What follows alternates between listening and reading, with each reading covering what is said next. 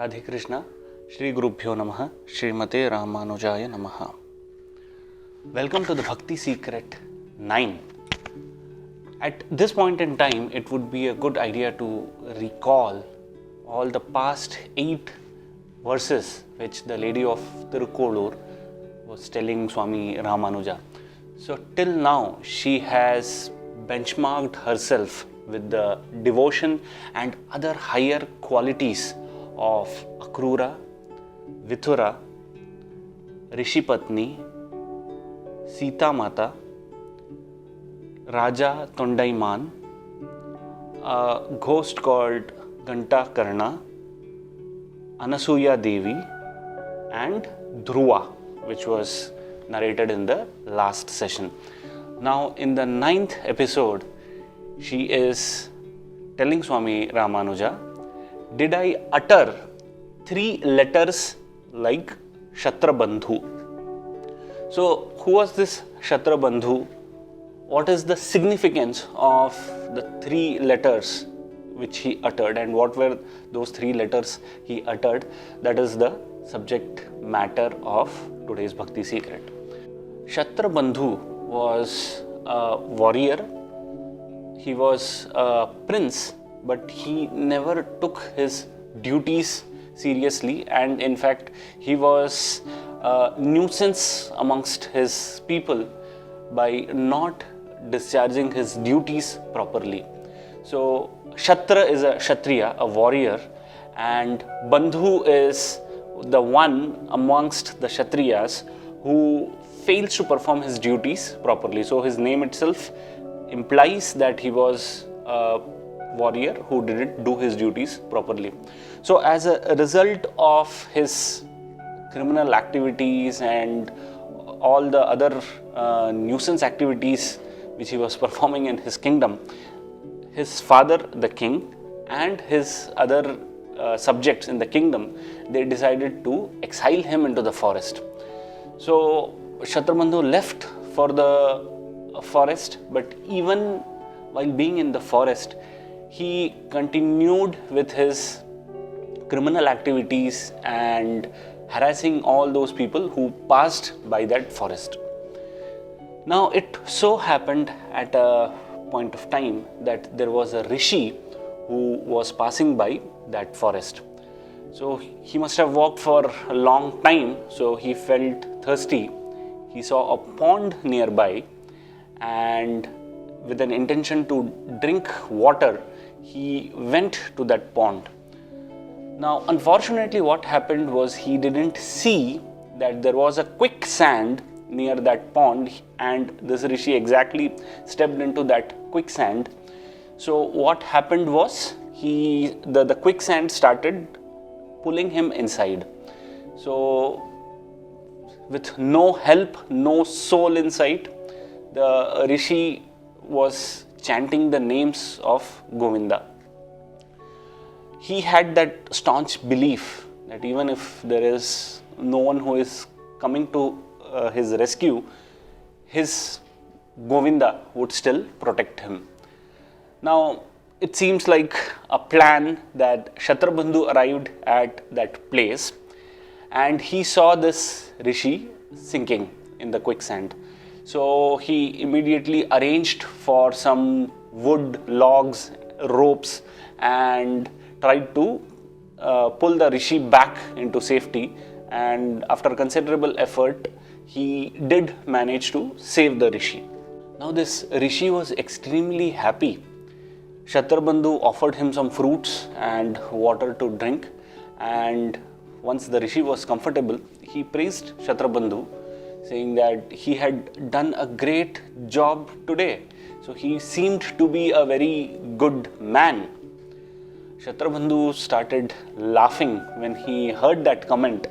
He explained to the rishi that he was a prince, and because of all his wrongful activities, he had been banished from the kingdom, and even being in the forest, all he has been doing is criminal activities and harassing people. So in fact, in his memory, this was the first good activity which he would have committed in his life. So he told the Rishi that there was nothing good about him, and it was just this one-off incident when he tried to do something good for others. Now the Rishi, as he was a staunch believer in the name Govinda, he advised Shatrabandhu that he also has that goodness in him like everyone, and he should start reciting the names Govinda and stop doing all his wrongful activities.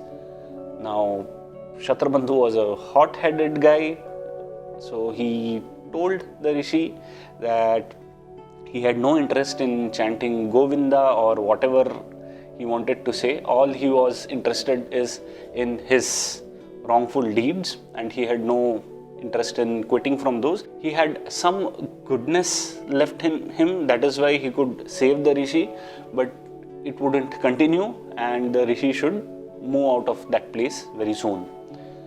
The Rishi, again, he being a man of firm belief in the name Govinda, he still said to Shatrabandhu that you continue whatever activities you are doing. I am not asking you to stop your activities.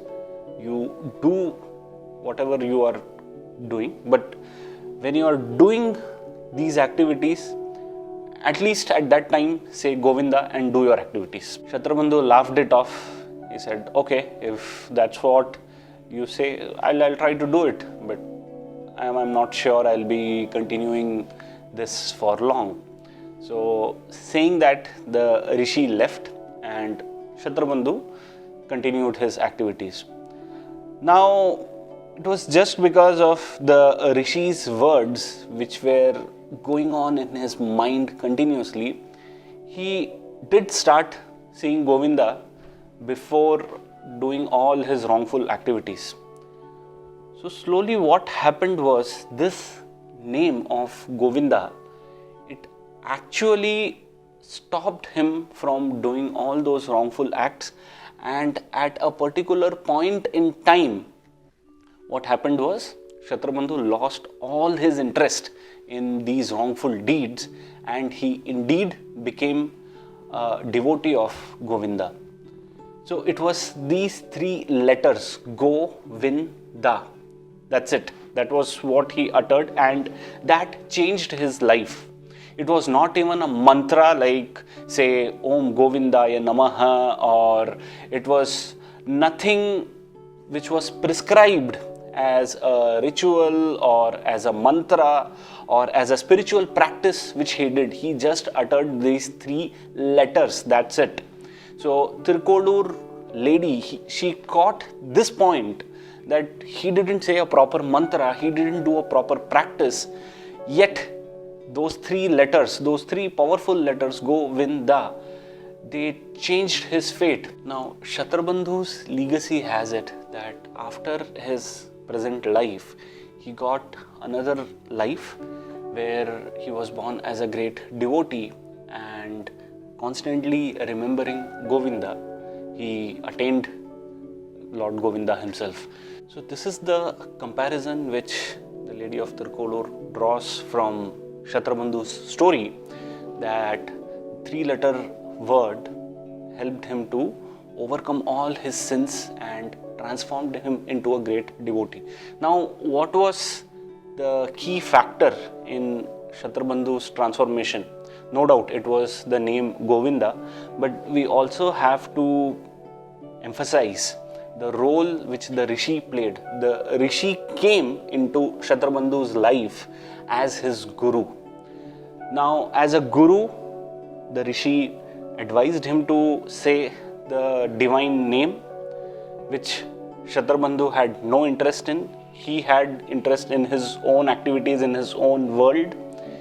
Yet, it was the Guru's grace that he still started to go down that path.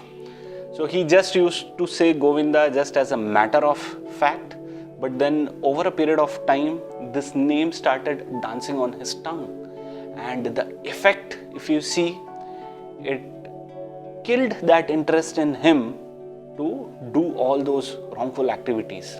So that is the power of Guru, that is the power which a simple Lord's name can do in your lives. Again, what is the lesson for us from this story? There are two particular highlights which I would like to mention here. So one is when the Rishi himself, he was stuck in that quicksand with no help around. It could have been easy for him to give up all the hope and resign to fate.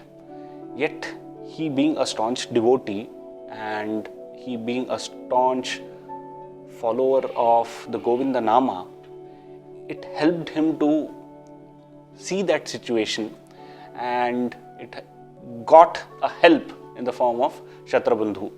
So don't we see a parallel in our lives as well? There are many situations where we are panic stricken, we lose hope, we think that it is the end of the world, and we are constantly dragged into such thoughts. So can we, as this Rishi, take a step back from the situation, focus on the divine name and try to overcome that situation rather than getting lost in that situation? God is there in everything, and He is also often referred to as the Avijñata Sakha, that is the unknown friend. So when there is no help in sight, there is a tricky problem in which we find ourselves in, realize that it is a part of the divine plan and this unknown friend is at work. So do your work and also focus on Him. That will help us to see through this situation. So focus internally rather than focusing on the situation. So that is one point to ponder about.